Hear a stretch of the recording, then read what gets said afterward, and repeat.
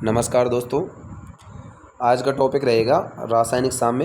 तो आज हम पार्ट 1 में आपको रासायनिक साम्य के बारे में कुछ बेसिक कॉन्सेप्ट्स बताएंगे, जिससे कि ये चैप्टर आपको आसानी से समझ में आ जाएगा। तो रासायनिक साम्य की हम बात करेंगे, इसे केमिकल इक्विलिब्रियम हम बोलते हैं। तो इसमें पहले आपको समझा देता हूँ रासायनिक साम्य होता क्या है। तो रासायनिक साम्य जो है, जैसे कि मान लीजिए, पहले आपको बताता हूँ एक बॉक्स के बारे में। तो ये मान लीजिए कोई बॉक्स है, एक साइड से इसमें जो है F1 लग रहा है और दूसरी साइड से भी इसमें F1 लग रहा है। तो इस बॉक्स में दोनों साइड से इसमें बल लग रहे हैं, एक इधर से और दूसरा इधर से। अब ये बॉक्स जो है दोनों साइड से बल लगने के कारण स्थिर अवस्था में है, ठीक है। तो ये दोनों साइड से इसमें बल लग रहा है, तो ये अपनी स्थिर अवस्था में रहेगा। लेकिन दूसरी कंडीशन में मैंने एक पात्र लिया, मतलब एक मैंने मान लो कोई प्लास्टिक का गिलास लिया और ऊपर से इसमें नल से मैं जो है यहाँ पर पानी डाल रहा हूँ इसमें, और नीचे इसमें जैसे पानी भर रहा है तो इसमें नीचे मैंने एक इस गिलास में छेद कर रखा है। तो छेद कर रहा हूँ, ऊपर से इसमें नल से पानी डाल रहा हूँ। अब देखो, जैसे जैसे इसमें मैं पानी डालता जाऊँगा, जितना पानी इसमें जो है, मैंने पहले इसको आधा भर लिया था गिलास को और बीच में छेद कर दिया, ठीक है। अब इसमें से जो है मैं ऊपर से पानी डाल रहा हूँ, नीचे से पानी इसमें निकल रहा है। तो इसमें क्या हो रहा है, मतलब ऊपर से पानी तो आ रहा है और नीचे से उतना ही पानी नीचे से निकल रहा है। तो इसका मतलब क्या है कि यह एक साम्य की अवस्था हो गई, मतलब एक स्थिर अवस्था हो गई। जितना डाल रहे हैं पानी उतना ही निकल रहा है। तो यह कैसी अवस्था हो गई, स्थिर हो गई।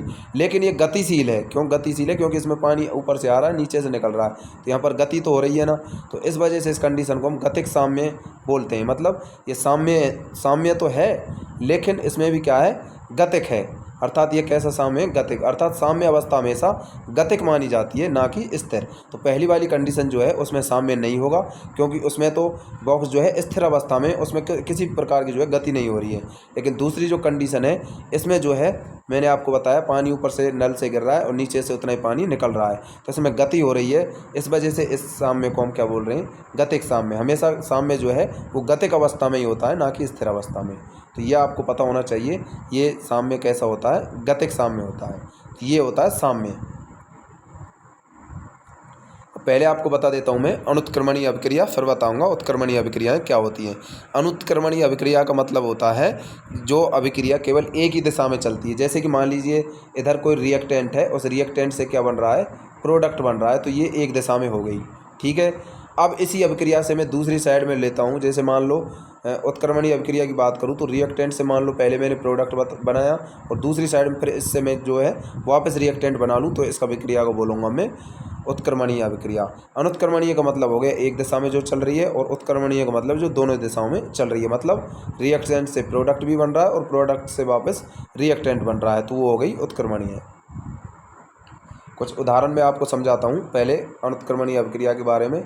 तो पहली बात करता हूँ मैं अम्ल व क्षार की अभिक्रिया। जैसे कि मान लीजिए कोई अम्ल लिया मैंने HCl और क्षार लिया NaOH, दोनों की क्रिया कराते हैं तो बनता है NaCl प्लस H2O। तो यहाँ पर क्या बन गया, NaCl बन गया और H2O बाहर निकल गया। तो ये कंडीशन जो है अनुत्क्रमणीय है, क्योंकि इसमें केवल NaCl बनने के बाद वापस NaCl से हम जो है साल्ट से दोबारा हम HCl और NaOH नहीं बना सकते, ठीक है। तो ये केवल एक ही दिशा में अभिक्रिया हो रही है, इसको हम अनुत्क्रमणीय अभिक्रिया बोलेंगे। दूसरी है अवक्षेपण की अभिक्रिया। पहली तो होगी अम्ल क्षार की अभिक्रियाएँ कैसी होती है, अनुत्क्रमणीय। दूसरी अवक्षेपण की अभिक्रियाएँ भी अनुत्क्रमणीय होती हैं। जैसे AgNO3 प्लस KCl, इनसे क्या बन गया, AgCl बन गया और AgCl का अवक्षेपण हो जाता है, साथ में KNO3 बाहर निकल गया। अब वापस हम AgCl से क्या नहीं बना सकते, AgNO3 प्लस KCl नहीं बना सकते। तो इस वजह से ये अनुत्क्रमणीय अभिक्रिया हो गई, क्योंकि एक दिशा में जो अभिक्रियाएँ होती हैं वो अनुत्क्रमणीय होती हैं। तीसरी है दहन की अभिक्रिया। दहन, जैसे मान लीजिए कार्बन लिया और उस कार्बन को हम ऑक्सीजन की उपस्थिति में दहन कराते हैं, तो क्या बनता है, CO2 बनता है, ठीक है। तो ये गैस बन गई। अब इस गैस से हम दोबारा से कार्बन और ऑक्सीजन नहीं बना सकते, इस वजह से ये अनुत्क्रमणीय अभिक्रिया है। तो तीनों प्रकार की अभिक्रियाएँ आपको ध्यान रखना है, अम्ल क्षार की अभिक्रिया, अवक्षेपण की और दहन की अभिक्रिया कैसी होती हैं, अनुत्क्रमणीय अभिक्रियाएँ होती हैं। अब हम पढ़ेंगे साम्य में। पहले मैंने आपको बताया अनुत्क्रमणीय अभिक्रिया, दूसरी बता रहा हूँ आपको उत्क्रमणीय अभिक्रिया, मतलब जो दोनों दिशाओं में चल रही हैं। जैसे ए लिया मैंने पहले, फिर B लिया और दोनों से क्या बना दिया मैंने, C प्लस D बना दिया। ये इधर तो थे रिएक्टेंट और दूसरी साइड में क्या बन गए, प्रोडक्ट बन गए, ठीक है। तो यहाँ पर हो गया उत्क्रमणीय अभिक्रियाएँ। जैसे N2 प्लस 3H2 क्या बन गया, 2NH3। इधर 2SO2 प्लस O2 से क्या बन गया, 2SO3। ये दोनों दिशाओं में चल रही है। यहाँ पे दोनों दिशाओं का मतलब एक साइड में तो ये हो गया और दूसरी साइड में पश्च अभिक्रिया ये हो गई। ऊपर वाली जो है अग्र अभिक्रिया और दूसरी वाली जो है पश्च अभिक्रिया। मतलब जो उत्क्रमणीय अभिक्रिया दोनों दिशाओं में चल रही है तो ऊपर वाली को बोलते हैं हम अग्र अभिक्रिया क्योंकि आगे की ओर बढ़ रही है, और पश्च अभिक्रिया जो पीछे की ओर वापस जा रही है इसे पश्च अभिक्रिया बोलते हैं। तो ये दोनों उत्क्रमणीय अभिक्रियाएँ होती हैं।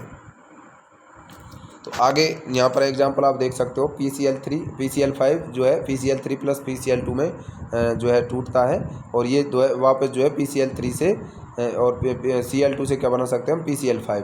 तो वापस जो बन जाते हैं इनको हम उत्क्रमणीय अभिक्रियाएं बोलते हैं। इनको हम बंद पात्र में करते हैं, बंद पात्र में करेंगे तभी वापस बनती है, नहीं बंद पात्र में नहीं रखेंगे इनको तो ये जो है वहाँ से वापस उठ जाती है। ठीक है, मतलब पात्र में नहीं रखेंगे तो मान लीजिए यहाँ से जो है क्लोरीन गैस ऊपर वायुमंडल में चले गई, तो पात्र खुला रख दिया हमने तो ये Cl2 मान लीजिए वायुमंडल में चले गई, तो वापस कैसे बनाएंगे फिर हम PCl5, क्योंकि PCl5 बनाने के लिए तो PCl3 और Cl2 दोनों चाहिए ना। जब वो वायुमंडल में चले गई उस पात्र में से तो पात्र में वो रहेगी नहीं, तो वापस PCl5 बनेगा नहीं। इस वजह से इनको हम बंद पात्र में कराते हैं, तो बंद पात्र में कराएंगे तो उसी पात्र में वो रहेगी, तो वापस क्रिया हो जाएगी। उसी प्रकार N2 प्लस O2 से क्या बन गया 2NO बन जाता है, ये भी उत्क्रमणीय होती है। H2 प्लस I2 ये क्या बन जाता है, H2 प्लस I2 से 2HI बन जाता है। ऊपर वाली जो है अग्र अभिक्रिया हो गई और नीचे वाली जो है वो पश्च अभिक्रिया होती है। तो इस प्रकार जो है ये उत्क्रमणीय अभिक्रियाएँ होती हैं।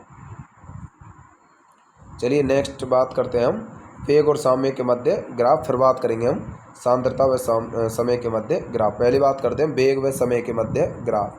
अब देखिए इधर मैंने रेट मतलब वेग लिया, इधर लिया मैंने समय। रेट बोल दो वेग बोल दो एक ही बात है, ठीक है। अब देखिए देखते हैं यहाँ पर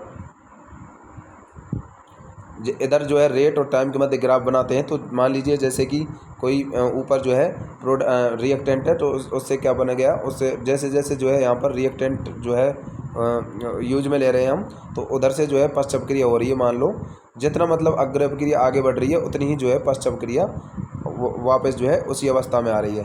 मतलब जैसे हमने रिएक्टेंट काम में लिया, रिएक्टेंट से जैसे जैसे आगे बढ़ रहे हैं हम, वैसे वैसे रिएक्टेंट जैसे जैसे घटेगा और प्रोडक्ट जो है आगे बनता जा रहा है। उसी प्रकार वापस जो है प्रोडक्ट से क्या बन रहा है, रिएक्टेंट बन रहा है। तो एक कंडीशन ऐसी आती है कि दोनों के मध्य साम्य अवस्था आ जाती है, ठीक है।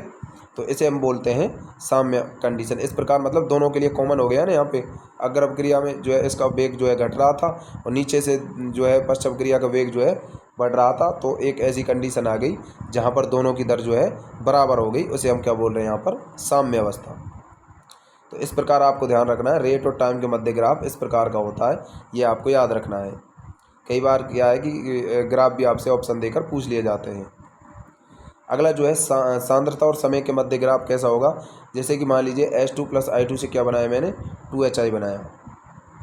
अब देखिए पहले हम बात करते हैं, ये तो इधर वाले जो होते हैं ये होते हैं क्रियाकारक और दूसरी साइड के होते हैं ये प्रोडक्ट हो गए। इधर हो गए रिएक्टेंट का मतलब क्रियाकारक, ठीक है। ये हो गए रिएक्टेंट और दूसरी साइड में हो गए प्रोडक्ट, उत्पाद बोलते हैं जिसे। अब देखिए मान लीजिए जैसे H2 कोई क्रियाकारक था पहले वाला, तो क्रियाकारक जैसे जैसे कम होता जाएगा तो उत्पाद का मान बढ़ेगा। भाई जैसे जैसे क्रियाकारक मान लीजिए यहाँ पर ज़्यादा था तो किस में बदल रहा है 2HI में। H2 और I2 दोनों बढ़ के 2HI बना रहे हैं, तो इनकी मात्रा तो घटती जाएगी और प्रोडक्ट की मात्रा बढ़ेगी। अब देखिए H2 जैसे जैसे घट रहा है उसी प्रकार जो है यहाँ पर I2 का मान भी घटता जा रहा है। अब देखिए HI का बढ़ रहा है, क्यों बढ़ रहा है HI का, क्योंकि प्रोडक्ट बन रहा है ना भाई, रिएक्टेंट से तो प्रोडक्ट बना रहे हैं तो इसका मान घटेगा तभी तो प्रोडक्ट बढ़ेगा। अब उसी प्रकार जो है एक कंडीशन ऐसी आ जाती है जब ये सभी तीनों जो है साम्य अवस्था में आ गए, तीनों सब साम्य में आ जाते हैं, तो इस प्रकार की कंडीशन बनती है। तो ये आपको ध्यान रखना है सांद्रता और समय के मध्य ग्राफ में, इसमें जो है ये कंडीशन बनेगी। तो ये भी पूछा जा सकता है, यहाँ पर ध्यान रखना है। चलिए अब ग्राफ से संबंधित एक क्वेश्चन आपको देता हूँ। ये सीधे क्वेश्चन पूछे जा सकते हैं, दो क्वेश्चन मैं आपको ग्राफ के संबंध में दूंगा। तो ये दोनों क्वेश्चन इंपॉर्टेंट हैं जो कि सीधे आपसे एग्जाम में पूछे जा सकते हैं। चलिए देखते हैं निम्न में से अभिक्रिया के वेग और समय के मध्य बनने वाला कौन सा ग्राफ सही है। तो यहाँ पर आपको ध्यान रखना है वेग और समय के मध्य ग्राफ की बात कर रहा हूँ मैं, और ये कौन सी कंडीशन पर, साम्य अवस्था पर आपको बताना है कौन से ग्राफ सही है। पहला ग्राफ आप देखिए यहाँ पर रेट ऑफ रिएक्शन मतलब अभिक्रिया की दर, और समय के मध्य है, उसी प्रकार रेट ऑफ रिएक्शन और टी के मध्य है, फिर रेट ऑफ रिएक्शन और टी के मध्य, तीनों जो है अभिक्रिया की दर और समय के मध्य ग्राफ है। तो यहाँ पर आप देखें कौन सा सही होगा। चौथा ऑप्शन जो है डी में नन ऑफ दीज है, वो नेक्स्ट पेज में आपको दिख जाएगा, नन ऑफ दीज है चौथा ऑप्शन, यहाँ पर आप डी लिख लें, नन। ठीक है, अब यहाँ पर आपको बताना है कौन सा जो है ऑप्शन सही होगा।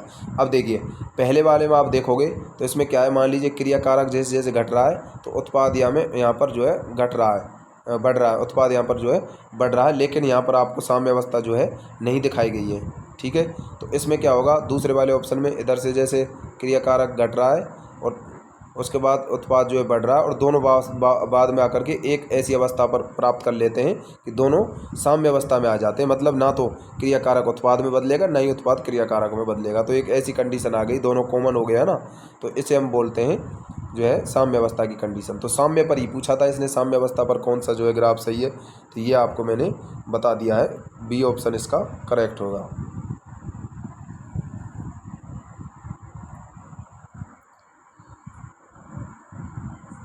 अगला क्वेश्चन है सेकंड क्वेश्चन, निम्न में से किस साम्य पर सांद्रता व समय के मध्य बनने वाला कौन सा ग्राफ सही है। निम्न में से साम्य पर मतलब साम्य अवस्था पर आपको बताना है सांद्रता और समय के मध्य कौन सा ग्राफ सही है। तो यहाँ पर आप देख सकते हो 4 ऑप्शन आपको दिए गए हैं, A B C D. R का मतलब रिएक्टेंट, पी का प्रोडक्ट, आर का रिएक्टेंट प्रोडक्ट, रिएक्टेंट प्रोडक्ट, और चौथा ऑप्शन है उपरोक्त सभी सही है। तो यहाँ पर आप देखोगे सांद्रता और समय के मध्य ग्राफ, जैसे कि मान लीजिए रिएक्टेंट जैसे जैसे घटेगा तो एक ऐसी कंडीशन आएगी, उस प्रकार से प्रोडक्ट जो है बनेगा, जैसे रिएक्टेंट घटेगा साथ में प्रोडक्ट जो है बनेगा, और एक ऐसी कंडीशन आ जाती है जिसे हम साम्य अवस्था की कंडीशन कहते हैं। तो ये ऑप्शन जो है ए भी करेक्ट होगा। दूसरे में आप देखोगे साम्य अवस्था पर दूसरा ग्राफ भी बनता है, क्योंकि जैसे जैसे क्रिया कारक घटता जाएगा तो उत्पाद जो है ऐसे ऐसे बढ़ता जाएगा, तो दोनों जो है ऐसी कंडीशन पर आ जाते हैं। ठीक है, तो इस कंडीशन को भी हम साम्य अवस्था की कंडीशन कहते हैं। तीसरे ऑप्शन में आप देखोगे तो जैसे जैसे जो है रिएक्टेंट घट रहा है उसी प्रकार प्रोडक्ट का मान बढ़ रहा है, तो एक कंडीशन आ जाती है, दोनों की स्थिर अवस्था पर आ जाते हैं, तो इसको भी हम क्या बोलते हैं, साम्य अवस्था। क्योंकि जैसे जैसे सांद्रता घट रही है तो प्रोडक्ट उतना ही बढ़ रहा है ना, और एक निश्चित सांद्रता पर प्रोडक्ट जो है आगे प्रोडक्ट में नहीं बदलेगा, मतलब रिएक्टेंट और प्रोडक्ट आपस में नहीं बदलेंगे। ठीक है, तो उस कंडीशन को हम साम्य बोलते हैं। तो इसमें चारों कंडीशन जो है सही है, सांद्रता और समय के मध्य।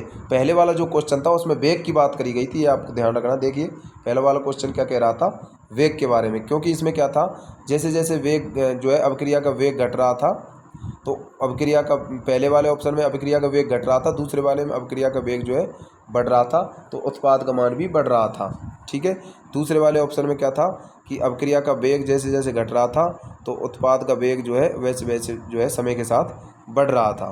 ठीक है, तो ये सेकंड वाला उसमें सही था।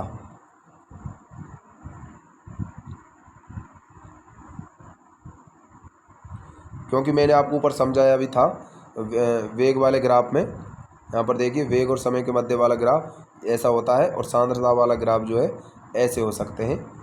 ठीक है, अब आगे देखते हैं हम साम्य अवस्था के लक्षण। तो साम्य अवस्था के कुछ जो है इम्पोर्टेंट लक्षण जो है वो पूछे जा सकते हैं, तो उनके बारे में हम बात करते हैं। 4 ऑप्शन दे देते हैं, पूछ लेते हैं कौन से कथन सत्य हैं। तो ऐसे क्वेश्चनों में ये जो है साम्य अवस्था की कंडीशन आपको पता होनी चाहिए। चलिए देखते हैं साम्य अवस्था की क्या कंडीशन होती है। पहला है साम्य हमेशा गतिक होता है। मैंने आपको बताया था, पहले समझाया था साम्य गतिक क्यों होता है। जैसे मैंने बताया था कि ये बीकर है, इसमें छेद किया, ऊपर से नल से इसमें पानी डाल रहे हैं हम, तो ऊपर से डाल रहे हैं, नीचे छेद किया तो उतना ही पानी नीचे निकल रहा है जितना ऊपर से नल से डाल रहे थे। तो इसमें क्या है, पानी गति तो कर रहा है लेकिन क्या हो रहा है, जितना पानी डाल रहे हैं उतना ही निकल रहा है। तो इस प्रकार की जो है कंडीशन जो होती है उसे हम गतिक साम्य बोलते हैं। ठीक है, साम्य अवस्था तो आ रही है क्योंकि जितना डाल रहे हैं पानी उतना ही बाहर निकल रहा है, लेकिन जो है वो गतिक अवस्था में, यह आपको ध्यान रखना है। ठीक है, तो ये कंडीशन आपको याद रखनी है। तो ऐसी कंडीशनों को आपको याद रखना है। साम्य कैसा होता है, गतिक होता है, ये आपसे पूछा जा सकता है। ठीक है, तो इसे याद रखना है आपको। सेकंड क्वेश्चन है, सेकंड पॉइंट है, अग्र अवक्रिया तथा पश्च अवक्रिया साम्य तक पहुंचने के लिए की कोशिश करती हैं। जैसे कि पहली है N2 + 3H2 से क्या बनी, 2NH3 बना। अब वापस 2NH3 से क्या बन गया यहाँ पर, फर्स्ट अभिक्रिया से N2 + 3H2। तो पहली वाली जो अभिक्रिया थी जब N2 + 3H2 से क्या बन रहा था, 2NH3, तो उसको अग्र अभिक्रिया बोल रहे थे हम। और दूसरी वाली इसके जो उल्टी हो रही है उसको बोल रहे हैं हम पश्च अभिक्रिया, जिससे 2NH3 से वापस N2 + 3H2 बन रहा है। ठीक है, तो ये है अग्र अभिक्रिया तथा पश्च अभिक्रिया साम्य तक पहुँचने की कोशिश करती हैं। तो दोनों अभिक्रियाएँ ये साम्य अवस्था तक पहुँचने की कोशिश करती हैं। तीसरा गुण है साम्य अवस्था पर मापे जाने वाले गुण, जैसे कि रंग हो गया, दाब हो गया, घनत्व हो गया आदि जो है स्थिर हो जाते हैं। तो ये साम्य अवस्था पर ये सभी गुण जो हैं रंग, दाब, घनत्व वगैरह ये सभी क्या हो जाते हैं, स्थिर हो जाते हैं साम्य अवस्था पर। चौथा पॉइंट है साम्य जो है सदैव बंद पात्र में ही संपन्न हो सकता है। तो साम्य अवस्था जो है सदैव कौन से पात्र में बंद होती है, साम्य अवस्था सदैव बंद पात्र में ही संपन्न होती है। ये मैंने आपको पहले समझा दिया था कि साम्य अवस्था जो है बंद पात्र में क्यों होती है, क्योंकि यदि बंद पात्र नहीं रखेंगे तो जैसे कि N2 + 3H2 से 2NH3 बन रहा है, मान लो इसमें से एक गैस वापस बाहर चली जाती है वायुमंडल में, तो जो है इस पात्र में वापस नहीं रहेगी, तो वापस प्रोडक्ट जो है नहीं बन पाएगा, या फिर वापस रिएक्टेंट जो है नहीं बन पाएगा। इस वजह से जो है ये अभिक्रियाएं बंद पात्र में कराई जाती हैं। अगला है उत्प्रेरक की उपस्थिति से साम्य जो है शीघ्र स्थापित हो जाता है। जैसे कि मान लीजिए आपको मैं एग्जांपल से समझा देता हूँ कि उत्प्रेरक की उपस्थिति से साम्य कैसे शीघ्र स्थापित होगा। जैसे मान लीजिए यहाँ पर आप देखोगे, जैसे मान लीजिए ये कोई अभिक्रिया थी, मान लीजिए कोई रिएक्टेंट से हमको प्रोडक्ट बनाना था, तो पहले मान लीजिए इस प्रकार ये मान लीजिए रिएक्टेंट है, इधर जो है प्रोडक्ट बन रहा था। ठीक है, तो प्रोडक्ट बनने के लिए इतनी दूरी तय करनी पड़ रही थी, लेकिन अब जब हम उत्प्रेरक काम में लेंगे तो यही कंडीशन जो है इतने कम समय में ये हो जाएगी। ठीक है, मतलब नीचे वाला जो है उत्प्रेरक की उपस्थिति में है, अर्थात उत्प्रेरक जब काम में लेंगे तो इतनी कम जो है कम समय में ये जो है उत्पाद में बदल जाएगा। वही कंडीशन मैंने इसमें बताई है कि उत्प्रेरक की अनुपस्थिति में, ऊपर वाला जो था उत्प्रेरक की अनुपस्थिति में ज़्यादा समय लग रहा था, उत्प्रेरक लिया तो एक कम समय में प्रोडक्ट बन गया। ठीक है, तो ये कंडीशन आपको याद रखनी है कि उत्प्रेरक की उपस्थिति में साम्य जो है शीघ्र स्थापित हो जाता है। तो ये कुछ साम्य अवस्था के लक्षण हैं, तो ये आपको याद कर लेने हैं। चलिए नेक्स्ट प्रश्न देखते हैं। अब एक इसको मैंने ग्राफ से आपको समझाया है। जैसे कि मान लीजिए पहले उत्प्रेरक की अनुपस्थिति में ये इतनी दूरी पर साम्य अवस्था आ रही थी, लेकिन दोबारा मैंने जब उत्प्रेरक लिया तो ये साम्य अवस्था कम उसमें भी आ गई। ठीक है, वही कंडीशन है जैसा मैंने अभी आपको समझाया था। तो इसमें जो है ग्राफ से मैंने ऐसे समझा दिया है थोड़ा सा। मैं जो पहले वाली उत्प्रेरक की अनुपस्थिति में है, जो ज़्यादा लंबी बनी पड़ी है दूरी वाली जो है, और जो ज़्यादा नज़दीक वाली है वो उत्प्रेरक की उपस्थिति में है। मतलब यहाँ पर देखोगे आप, ये तो T समय में कम समय में हो रही है, दूसरे वाले में ज़्यादा समय लग रहा है। ठीक है, तो पहले वाले में तो कम समय में ही बन रहा है उत्पाद, और दूसरे वाले में उत्पाद कितना ज़्यादा समय लग रहा है उत्प्रेरक की उपस्थिति में। तो यह आपको ध्यान रखनी है कंडीशंस।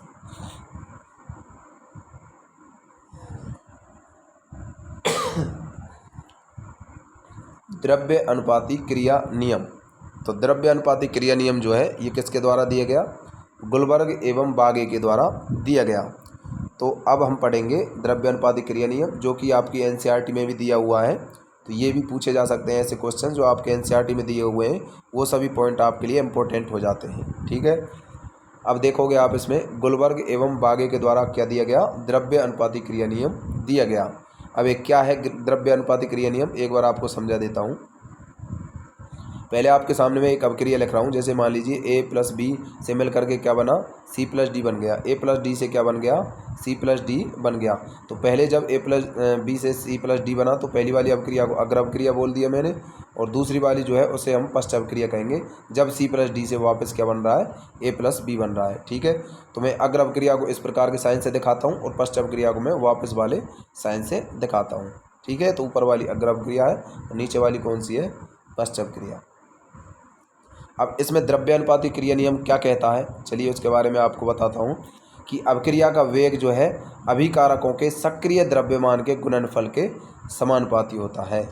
अब देखिए, जैसे कि अभिक्रिया का वेग, जैसे कि मैंने लिया अग्र अभिक्रिया का मैं बोल रहा हूँ यहाँ पर F का मतलब फॉरवर्ड का मतलब अग्र, और B को मैं बोलूँगा यहाँ पर बैकवर्ड मतलब पश्च।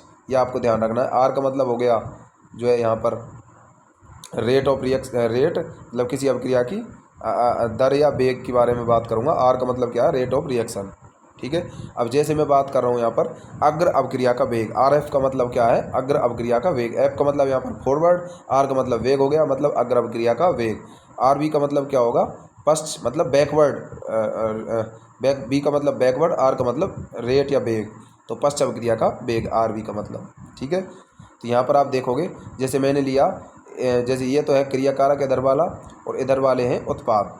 अब यहाँ पर क्या बोल रहा है द्रव्य अनुपाती क्रिया नियम, ये कह रहा है कि क्रियाकारकों का जो सक्रिय द्रव्यमान होगा वो अवक्रिया के वेग के समानुपाती होगा, उनके गुणनफल के समानुपाती। जैसे मान लीजिए अग्र अवक्रिया का वेग ये है, ठीक है, तो ये किसके समानुपाती होगा, क्रियाकारकों के सक्रिय द्रव्यमान। क्रियाकारक कौन कौन से यहाँ पर, ए और बी, तो ये यहाँ पर क्रियाकारक ए हो गया और ये बी हो गया, इन दोनों के गुणनफल के समानुपाती होगा, ये कह रहा है द्रव्य अनुपाती क्रिया नियम। ठीक है, मतलब क्रियाकारकों के सक्रिय द्रव्यमान के गुणनफल के समानुपाती होगा अवक्रिया का वेग।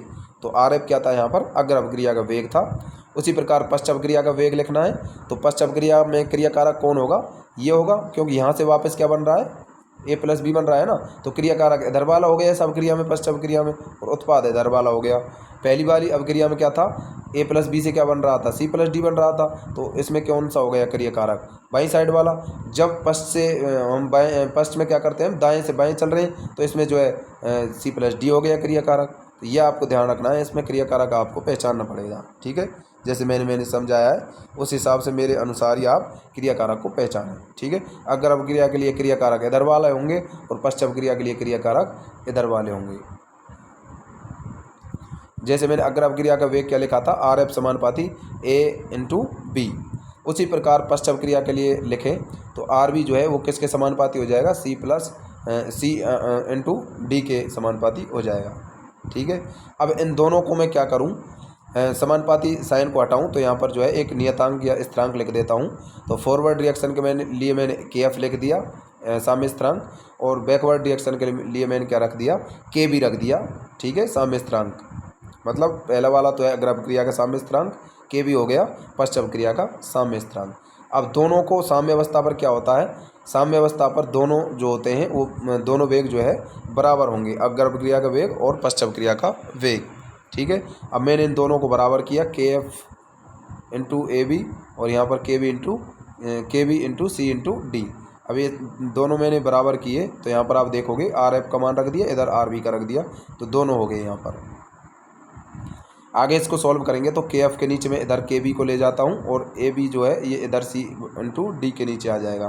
ठीक है, तो इस इधर आ जाएगा के एफ अपॉन के बी, इधर ए बी जो है ये नीचे चले जाएगा, इस इधर वज्र गुणा जब करते हैं तो ये आ जाएगा सी इंटू डी बटा ए इंटू बी। ठीक है, के एफ बटा के बी बराबर सी इंटू डी बटा ए इंटू बी, ये आ जाएगा।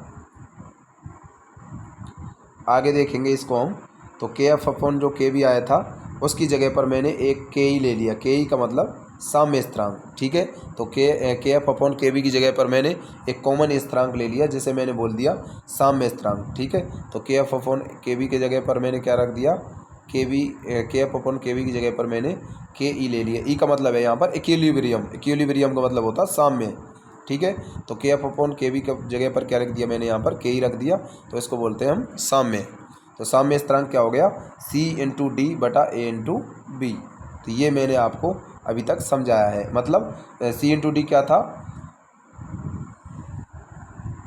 उत्पाद था, और ए बी क्या था यहाँ पर क्रियाकारक था। ठीक है, तो यहाँ पर क्या निष्कर्ष निकलेगा, किसी अवक्रिया के उत्पादों के सक्रिय द्रव्यमान का जो गुणनफल है तथा अभिकारकों के सक्रिय द्रव्यमान के गुणनफल के क्या होता है अनुपात को क्या बोलते हैं हम, सक्रिय साम्य स्थिरांक बोलते हैं। तो यहाँ पर ए सी और डी तो उत्पाद थे उस अवक्रिया में, और ए बी क्या थे क्रियाकारक, मतलब उत्पाद और क्रियाकारक का अनुपात ही क्या हो गया यहाँ पर साम्य स्थिरांक हो गया। ठीक है, तो उत्पाद बटे क्रियाकारक ये क्या हो गया, साम्य स्थिरांक हो गया।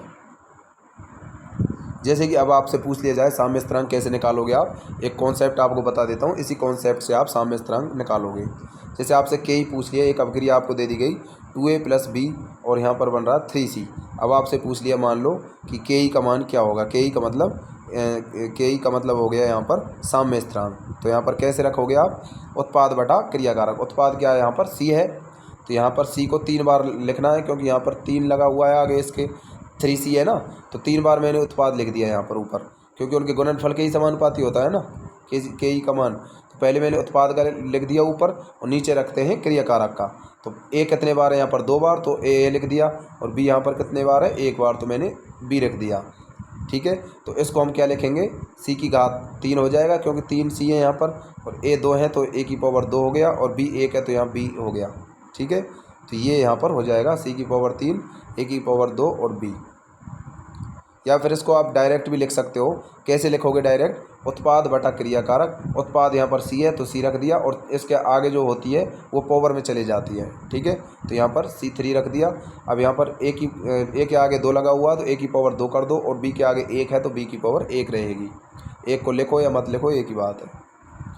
नेक्स्ट रिएक्शन है, जैसे दे दी N2 + 3H2 क्या बन रहा है, 2NH3 बन रहा है। तो इसको कैसे लिखेंगे हम के ई को, तो के ई बराबर है NH3 की पावर कितनी है 2 है, तो NH3 की पावर 2 रख दिया।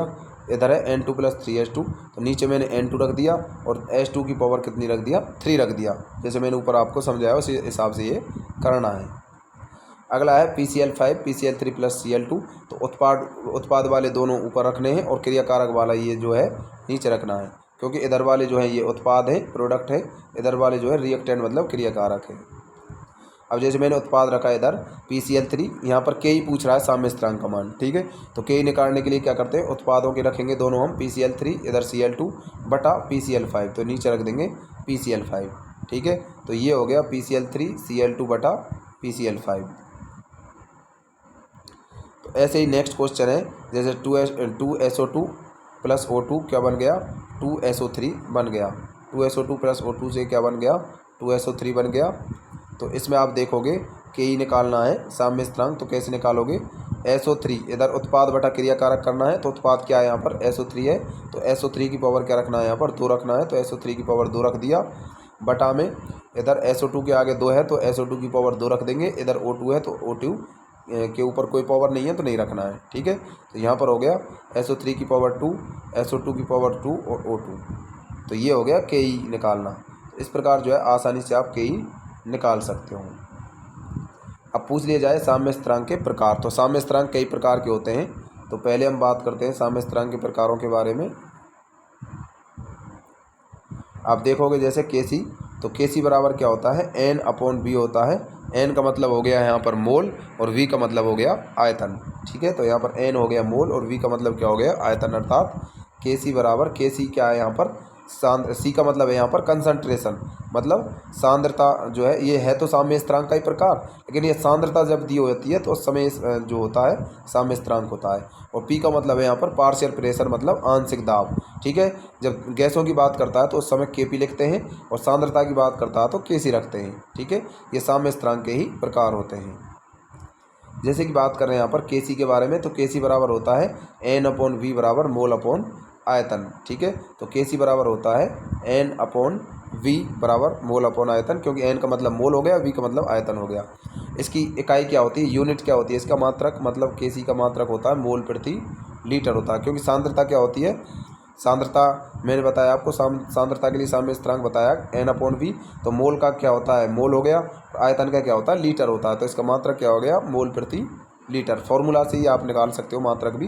N का मतलब मोल, तो मोल का मोल होगा, और V का मतलब आयतन का क्या होता है लीटर होता है, तो मोल प्रति लीटर इसका मात्रक हो जाएगा। ठीक है, अगला है Kp। Kp जो होता है वो P के बराबर होगा, अर्थात Kp बराबर P, क्योंकि आदर्श गैसों के लिए क्या होता है Pv बराबर nRT होता है ना। तो यहाँ पर P बराबर निकालना है, तो P बराबर कैसे निकलेगा, V नीचे चले जाएगा N के, तो P बराबर क्या आ जाएगा N/V × RT। ठीक है, N/V × RT, ये फॉर्मूला आ गया। RT क्या होता है स्थिरांक होता है, RT स्थिरांक होता है, इसको हटा दीजिए यहाँ से। अब क्या आ गया P जो है वो किसके समानुपाती हो गया N/V के। तो यही बात मैंने ऊपर लिखी है यहाँ पर Kp बराबर P। ठीक है, मतलब Kp जो है P के समानुपाती हो गया। ठीक है, और P का मतलब होता है N/V, क्योंकि उसके बराबर हो गया ना ये Kc के बराबर ही। लेकिन गैसों के लिए ऐसे लिखते हैं हम इनको, तो गैसीय अभिक्रियाओं के लिए Kp बराबर P होता है, और सांद्रता वालों के लिए क्या होता है N/V। तो इसके लिए मात्रक क्या होगा Kp का, वायुमंडल होगा, मतलब ATM होगा। ATM का मतलब एटमॉस्फेयर, क्योंकि P के बराबर है ना Kp, तो दाब का क्या होता है एटमॉस्फेयर होता है, तो इसका मात्रक एटमॉस्फेयर हो जाएगा। अब के सी और के पी आपसे निकलवा ले, ऐसे इस प्रकार आपको समीकरण देगा और के पी और के सी आपसे पूछ सकता है। जैसे आपसे पूछ लिया, मान लीजिए PCl5 PCl3 प्लस Cl2 आपको दे दिया, तो कैसे निकालना है के सी का मान। तो के सी बराबर क्या होता है, मैंने आपको बताया था, साम्य स्थिरांक किसी भी प्रकार का निकालना हो तो उत्पाद बटे क्रियाकारक करते हैं। उत्पाद हो गया इधर वाला और रिएक्टेंट हो गए इधर वाले। अब प्रोडक्ट कौन से है, PCl3, इधर है Cl2, तो मैंने ऊपर रख दिया के सी निकालने के लिए PCl3 और Cl2, और बटा में इधर वाला क्रियाकारक जो है वो नीचे आ जाएगा, इधर वाला PCl5। तो के पी निकालना है, ये तो हो गया के सी। इसी के लिए, इसी अभिक्रिया के लिए यदि आपसे के पी पूछ लिया जाए तो के पी में इधर तो सी मतलब सांद्रता लिखना था, तब तो ये के सी लिखना था। अब गैसों की बात कर रहा है तब वो है के पी पूछेगा, ठीक है। तो के पी जो है पी निकालना है, तो पी कैसे निकालेंगे यहाँ पर आपको ध्यान रखना है। जैसे यहाँ पर उत्पाद बटा क्रियाकारक, तो उत्पाद कौन सा है यहाँ पर, पी के नीचे लिखना है आपको PCl5। पी लगाना है आपको यहाँ पर, क्यों लगाना है पी सभी के आगे, क्योंकि पी यहाँ पर पूछ रहा है, के पी यहाँ पर पूछ रहा है, तो पी लगा के चलना है यहाँ पर, पार्शियल प्रेशर। तो पी के नीचे PCl5 और पी के नीचे फिर लिखना है आपको Cl2, और नीचे लिखना है यहाँ पर PCl5 की जगह पर PCl5, यहाँ पर लिखना है आपको PCl5, ठीक है। यदि कोई इनसे आगे होता तो इसके ऊपर पावर लगा देते हो उसी प्रकार, ठीक है। तो ये आपको ध्यान रखना है। यहाँ पर एक कंडीशन और आती है यहाँ पर, वो आपको याद रखना है, वो आगे मैं बताऊंगा जब क्वेश्चन करवाऊंगा। जैसे किसी के नीचे यहाँ पर एस लिखा हुआ है, एस का मतलब हो गया सॉलिड अवस्था। मान लीजिए किसी चीज़ के पीछे आपको सॉलिड लिख देगा वो, तो एस लिख देगा, तो एस का मतलब सॉलिड। सॉलिड की पावर यदि कोई चीज़ दी हो, चाहे 2 दी हो सॉलिड की पावर, चाहे 3 दी हो, जैसे एस लिख दिया, मान लो सॉलिड लिख दिया उसके नीचे, तो एस का मतलब हो गया ठोस अवस्था। उसके लिए पावर हमेशा आपको 1 रखनी होगी। वो आपको नेक्स्ट क्वेश्चन जब मैं नेक्स्ट आगे पढ़ाऊँगा तो उसमें आपको समझा दूंगा, तब अभी तक केवल आप इतना ही याद रखें। नेक्स्ट पार्ट में आपको और आगे से बताऊंगा। तो आशा करता हूँ कि ये वीडियो आपको जो है पसंद आई होगी। कमेंट करें कि आपको ये वीडियो पसंद आई हो, तो हमें ज़रूर बताएं। कि आपको जो है कोई प्रॉब्लम आ रही हो तो कमेंट करके पूछ सकते हो। धन्यवाद।